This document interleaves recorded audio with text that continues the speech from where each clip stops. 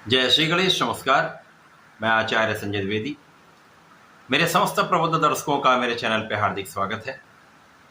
प्रिय दर्शकों, आज मैं दैत्य गुरु शुक्राचार्य के राशि परिवर्तन प्रभाव को लेकर आपके सम्मुख उपस्थित हूँ।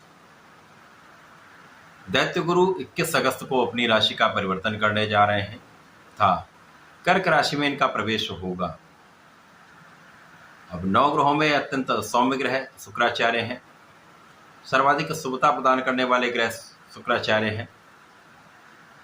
इस भौतिक जगत के समस्त सुखों को प्रदान करने वाले ग्रह दैत्य गुरु शुक्राचार्य ही है। इस संसार में जितना भी बड़ा सुख है, बड़ा ऐश्वर्य है, वैभव है, सुख संपदा है, भूमि भवन वाहन है, शुक्राचार्य प्रदान करते हैं। प्रेम आकर्षण के कारक शुक्राचार्य हैं। भोग विलास के कारक भी शुक्राचार्य हैं। पुरुषों के लिए स्त्री सुख तथा संतान सुख के कारक भी शुक्राचार्य।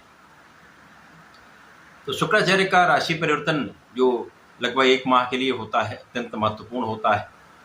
21 अगस्त से ये राशि परिवर्तन कर्क राशि में हो रहा है, जहाँ पर प्रारंभिक समय में कर्क राशि के स्वामी चंद्रमा भी होंगे, जिसके कारण शुक्राचार्य और चंद्रमा का एक महाराजयोग का निर्माण होगा। इसी प्रकार से कर्क राशि में पहले से ही बुध का गोचर चल रहा है, जिसके कारण बुध और शुक्र का महासंयोजन बनेगा। महालक्ष्मी योग का निर्माण होने जा रहा है, जो निश्चित रूप से समस्त राशि के जातकों को प्रभावित भी करेगा, कुछ बड़े लाभ दे सकता है। प्रिय दर्शकों, स्वास्थ्य समस्या के कारण वीडियो में कुछ कमी हो सकती है, अतः इस समय का सहयोग करते हुए आप लोगों का सहयोग अपेक्षित है, तो कृपया अपना साथ बनाए रखें, सहयोग करते रहें। धन्यवाद। धनु राशि के लिए आज मैं शुक्राचार्य के इस राशि परिवर्तन के प्रभाव को बताने वाला हूं। धनु राशि जो गुरुदेव बृहस्पति की राशि है। गुरुदेव बृहस्पति जो देवगुरु हैं तथा शुक्राचार्य दैत्य गुरु, तो निश्चित रूप से इन दोनों के कार्यकत्व में विभिन्नता है, परंतु दोनों गुरु हैं और गुरु का कर्म ही प्रदान करने का होता है। ज्ञान हो तो उसको भी प्रदान करते हैं, इसी प्रकार से जो इनका कार्यकत्व है वो भी ये अपना संपूर्ण रूप से प्रदान कर देते हैं। इसीलिए दोनों सौम्य ग्रह हैं, सर्वाधिक शुभता प्रदान करते हैं। धनु राशि के लिए शुक्राचार्य आपके 6ष्टम भाव के स्वामी तथा लाभ भाव के स्वामी हैं। अब जो इनका परिवर्तन होने जा रहा है वो आपके 8म भाव में होने जा रहा है। 8म भाव जो कित्रक भाव है, निर्बलता का भाव है, क्षय का भाव है। यहां पर समस्त ग्रहों का प्रभाव निर्बल होता है।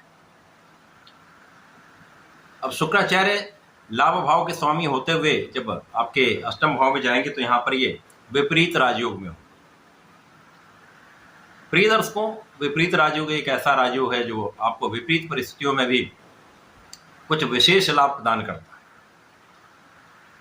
शुक्राचार्य 8म भाव में कुछ विरबलता अवश्य देंगे, परंतु कुछ विशिष्ट लाभ भी प्रदान करने जा रहे हैं। धनु राशि के लिए शुक्राचार्य का आपके 8म भाव में गोचर करना तथा प्रारंभिक समय में चंद्रमा के साथ योग तथा 30 अगस्त तक बुध के साथ संयोजन कुछ अच्छे लाभ देने वाला है, कुछ समस्याओं से बचाने वाला है, परंतु कुछ निर्बलता तो अवश्य आएगी।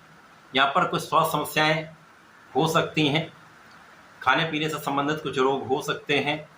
जो जातक किसी प्रकार के व्यसन में है, भोग विलास का त्याग करना पड़ेगा, क्योंकि भोग विलास की अधिकता रोग का कारण बन सकती है।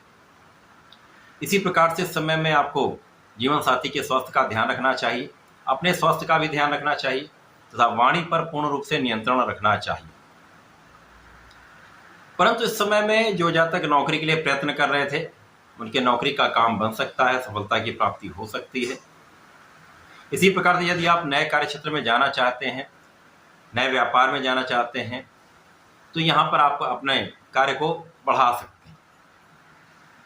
इस समय में आपके कार्य क्षेत्र में कुछ उतार चढ़ाव हो सकता है, आपके कार्य क्षेत्र में कुछ बाधाएं आ सकती हैं, परंतु कहीं पर बहुत बड़ी समस्या नहीं आएगी, क्योंकि यहाँ पर शुक्राचार्य विपरीत राजयोग में होकर कुछ विशेष लाभ भी देंगे, जिसके कारण आपकी नौकरी का भाव निरंतर चलता रहेगा। यदि इस समय में आप अपना संपूर्ण प्रयास करते रहते हैं, अपने कार्यक्षेत्र में निष्ठा के साथ लगे रहते हैं, किसी प्रकार की लापरवाही नहीं करते हैं, तो इस समय में आपको निरंतर लाभ प्राप्त होता रहेगा। कुछ विषमताओं के होते हुए भी, कुछ उतार चढ़ाव होते हुए भी आपको धन का लाभ अवश्य प्राप्त होगा।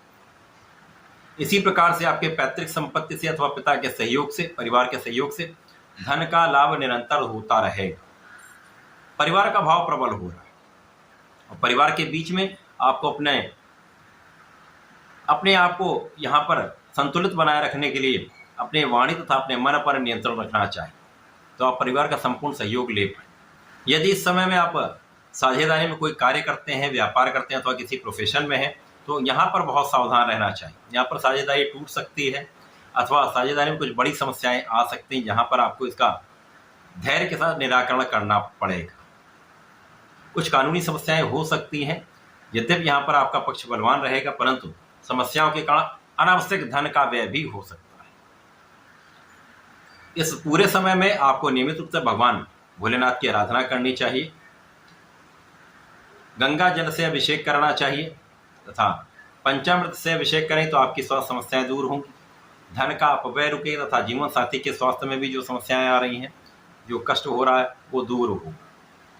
इस समय पंचाक्षर मंत्र नमः शिवाय का जप करते रहे तथा विष्णु सहस्त्रनाम का यदि प्रत्येक गुरुवार को पाठ करते हैं तो विशेष लाभ आपको प्राप्त हो।